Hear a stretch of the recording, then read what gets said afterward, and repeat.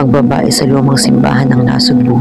Sa puso ng nasugbo, malapit sa lumang simbahan na itanayo pa noong panahon ng mga Kastila, may isang kwentong paulit-ulit na ikinukwento ng mga matatanda. Isang kwentong binabaliwala ng mga kabataan, pero hindi kailanman tuluyang nawala. Noong unang panahon, bago pa nagkaroon ng mga ilaw sa plaza at bago pa nagsimula ang turismo sa baybayin, may isang dalagang taga-Nasugbo na ang pangalan ay Dolores. Isa siyang alagad ng simbahan, masipag, tahimik at tapat sa Diyos. Tuwing gabi raw, siya ang nagsisindi ng mga kandila bago isara ang pintuan ng simbahan. Ngunit isang gabi ng Semana Santa, hindi na siya nakauwi.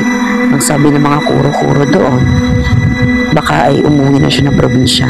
Ngunit may mga nakarinig daw ng sigaw mula sa loob ng simbahan. Bago sumabot ang alas 12 ng gabi, isang sigaw ng puno ng takot at pagmamakaawa. Kinabukasan, sarado ang pinto ng simbahan, pero may mga bakas ng dugo sa sahig. Malapit sa altar, walang nakakakita kay Dolores kailanman. Mula noon tuwing Biyernes Santo, may mga debotong nagsasabing nakikita nila ang isang babaeng nakaputing bestida, naglilinis sa loob kahit sarado na ang simbahan. Sabi ng mga sakristan, tuwing gabi raw na tahimik ang simbahan, may maririnig kang marahang pag-awit ng Ama Namin, pero mabagal at malamig, parang nagmumula sa ilalim ng sahig. Kapag sinusubukan mong silipin sa bintana ng simbahan, may liwanag ng kandila, kumikislap, tapos biglang mawawala. May isang grupo ng kabataan mga tagawawa na sinubukang patunayan na hindi totoo ang alamat. Isang gabi, ng Huwebes Santo, nagdala sila ng flashlight at pumasok sa paligid ng simbahan.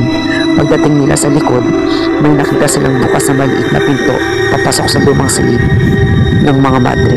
Pumasok sila habang nagtatawanan, pero nang i-on nila ang flashlight, tumigil ang lahat.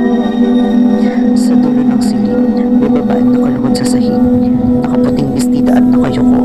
Akala nila rebulto lang, ngunit marinig nila ang mahina nitong pagulong nang hindi pa ako natatapos magdasal. Sabay-sabay silang tumakbo palabas.